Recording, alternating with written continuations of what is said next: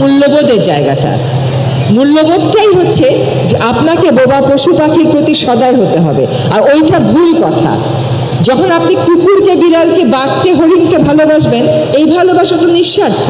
আপনি যখন আপনার আত্মীয়কে ভালোবাসবেন, তার মধ্যে কোনো না কোনো একটা স্বার্থ হলেও আছে। যখন অন্য কাউকে ভালোবাসবেন, অন্য প্রাণীকে ভালোবাসবেন, এটার তো কোনো স্বার্থের কারণ থাকতেই পারে না।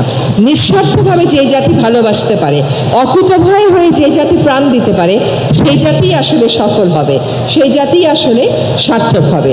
আমি আশা করব যে নিউ জেনারেশন কাজ করবে মানুষকে বিশ্বাস করে, কিন্তু সতর্ক থেকে।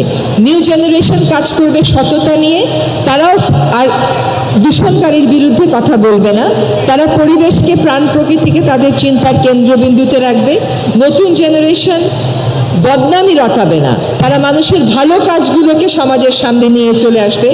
নতুন জেনারেশন একটা কনস্ট্রাকটিভ ফোর্স হিসাবে কাজ করবে, একটা কনস্ট্রাকটিভ ফোর্স যে এঙ্গেজ থাকবে, যে নিজের দায়িত্ব পালন করবে, যে একটা ট্রাস্ট বেসড সমাজ গড়বে, যে একটা কম্প্যাশনের সমাজ গড়বে।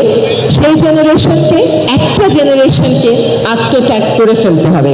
শেষ একটা কথা বলি, আমরা হয়তো আর 10 বছর 20 বছর বাঁচবো, আল্লাহ তাআলা কতদিন হায়াত রেখেছেন তো জানি না, কিন্তু আপনারা যারা আজকে 25-এর কোঠায় আছেন, তাদের সারাটা জীবন পড়ে আছে।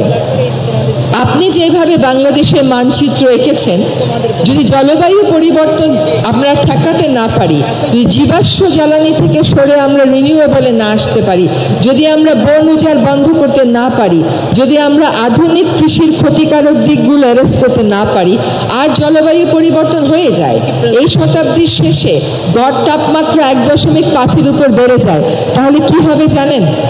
আপনার দেশের 1/3 ভূমি, অর্থাৎ 21টা উপকূলীয় জেলা সমুদ্রের পানির নিচে চলে যাবে। তার মানে আপনি যেভাবে বাংলাদেশের মানচিত্র এঁকেছেন, আপনার পরের প্রজন্ম সেইভাবে বাংলাদেশের মানচিত্র আঁকবে না। যদি বাংলাদেশের মানচিত্রকে অটুট রাখতে চান, অপরিবর্তনীয় রাখতে চান, তাহলে আপনাদেরকে সকলকে পরিবেশ এবং জলবায়ুর দিকে মনোনিবেশ করতেই হবে। আমাদের খারাপ লাগে চিন্তা করতে যে কীরকম পৃথিবীতে আপনাদেরকে রেখে যাচ্ছি, কিন্তু আপনাদের প্রজন্ম থেকে এই পরিবর্তন শুরু হোক। একটা প্লট, একটা গাড়ি, এটাই ক্যারিয়ার। এখান থেকে সরে এসে কম্প্যাশন অ্যান্ড রেসপন্সিবিলিটি, এটাই হোক ক্যারিয়ারের মূল মন্ত্র। আপনাদের ভবিষ্যৎ জীবন সফল হোক, সুন্দর হোক, সাম্যভিত্তিক একটা সমাজ গড়তে, পরিবেশ বান্ধব একটা সমাজ গড়তে, নারী বান্ধব একটা সমাজ গড়তে আপনারা সকলে যার যার অবস্থান থেকে কাজ করবেন, এই প্রত্যাশা ব্যক্ত করে আমার বক্তব্য শেষ করছি। ধন্যবাদ।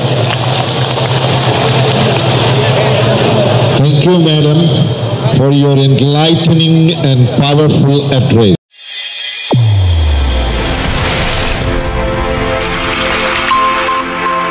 Channel A1, হৃদয়ের স্পন্দন।